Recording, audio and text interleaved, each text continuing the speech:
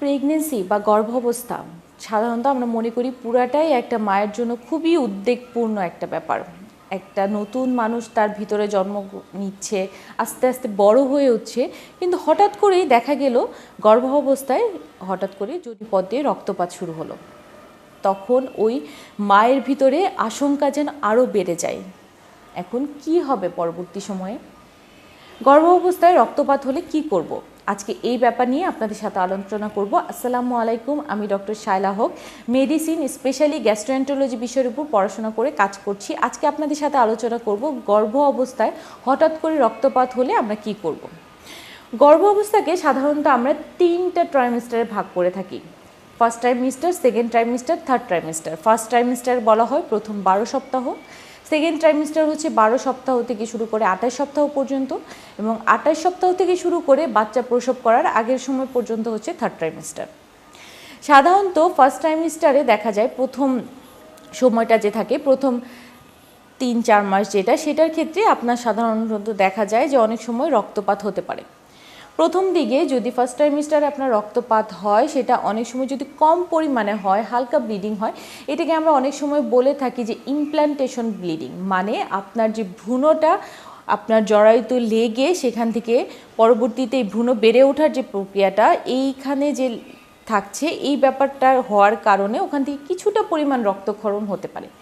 এতে ভয়ের কিছু নেই। যদি এটা অল্প মাত্রায় থাকে, সাধারণত বিশ্রাম নিলেই এটা সময়ের সাথে সাথে ঠিক হয়ে যায়।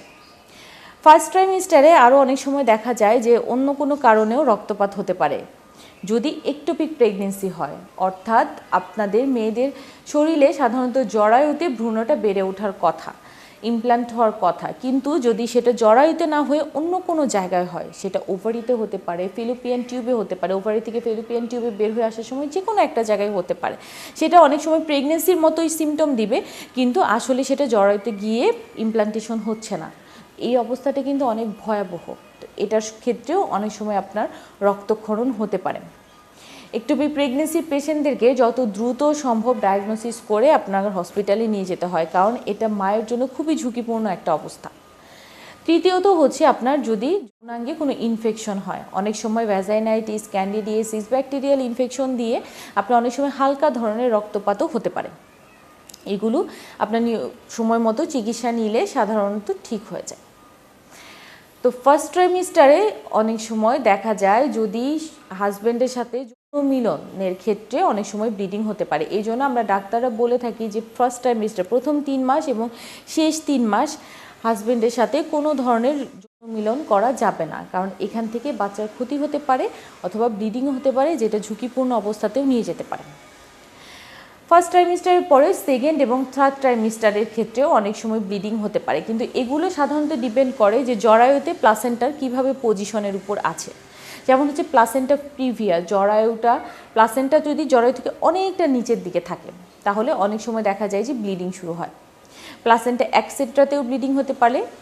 এক্সেট্রাতে যেটা হয়, প্লাসেন্টা অর্থাৎ আপনার প্লাসেন্টাটা জরায়ুর মুখের সাথে অনেকাংশেই লেগে থাকে, এবং যখন বাচ্চা প্রসব হয়ে যায় অনেক সময় এইটাও বের করা সহজে সম্ভব হয় না। এই ধরনের যদি কন্ডিশন থাকে, সেখান থেকেও রক্তপাত হতে পারে। তৃতীয়ত হচ্ছে প্লাসেন্টাল অ্যাব্রাশন, অর্থাৎ প্লাসেন্টাটা জরায়ু থেকে অনেকাংশেই ছিঁড়ে যায় বা হচ্ছে অনেকটা দূরে গিয়ে লেগে থাকে। এইসব কন্ডিশনেও আপনার অনেক সময় ব্লিডিং হয়। আবার অনেক সময় দেখা যায় প্রি টার্ম লেবার, অর্থাৎ 37 সপ্তাহের আগে যদি আপনার হঠাৎ করে লেবার অর্থাৎ যোনিপথ দিয়ে আপনার সাদা স্রাব বের হয়, পেটে প্রচণ্ড ব্যথা হয়, মনে হচ্ছে এখনই মনে হয় বাচ্চাটা বের হয়ে যাবে, এই ধরনের সিচুয়েশন তৈরি হয়। অনেক সময় এটার ক্ষেত্রেও কিন্তু ব্লিডিং আসতে পারে। কি করব যখন আমরা গর্ভপাতে এরকম রক্তক্ষরণ দেখব? সাধারণত ফার্স্ট ট্রাইমেস্টারের কথা যেটা বললাম, ফার্স্ট ট্রাইমেস্টারে যদি রক্তক্ষরণ হয়, সাধারণত আমরা ডাক্তাররা অ্যাডভাইস করে থাকি যে প্রথম 3 মাস পেশেন্টকে বেড রেস্টে থাকার জন্য।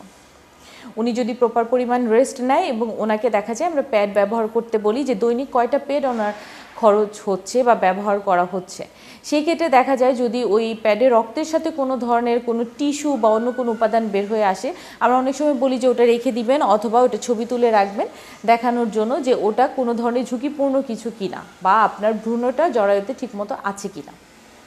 তো ফার্স্ট ট্রাইমেস্টারে সাধারণত রক্তক্ষরণ হলে অনেকাংশে দেখা যায় যে রেস্ট নিলে সেকেন্ড বা থার্ড ট্রাইমেস্টারে বাচ্চা সুন্দর মতন আপনার ডেলিভারি করা সম্ভব হয়। সেকেন্ড বা থার্ড ট্রাইমিস্টারে যদি রক্তক্ষরণ হয়, সেটা যদি প্লাসেন্টার পজিশনের কারণে হয়, ওটা দ্রুত সম্ভব আপনাকে চিকিৎসকের পরামর্শ নিতে হবে। আর অনেকাংশেই দেখা যায় যদি প্লাসেন্টার অবস্থা খুব খারাপ হয়, দেখা যায় যে ইমার্জেন্সি কন্ডিশনে আপনাকে সিজার করে বাচ্চা বের করেও নিয়ে আসা লাগতে পারে। যেটাই হোক, গর্ভ অবস্থায় যে কোনো সময় যে কোনো সমস্যা হলে যত দ্রুত সম্ভব চিকিৎসকের পরামর্শ নিন, কারণ একটি বাচ্চা বা একটি মায়ের ক্ষেত্রে এটা অনেক গুরুত্বপূর্ণ একটা সময়, এবং একটু 19-20 বা একটু সমস্যা হওয়ার কারণে এটা আপনাদের জীবনের জন্য অনেক ঝুঁকি ডেকে নিয়ে আসতে পারে। সুতরাং কোনো অবস্থাতেই গর্ভ অবস্থার যে কোনো চিহ্ন আপনারা অবহেলা করবেন না। আজকে এই পর্যন্তই। সবাই সুস্থ থাকবেন, ভালো থাকবেন। আসসালামু আলাইকুম।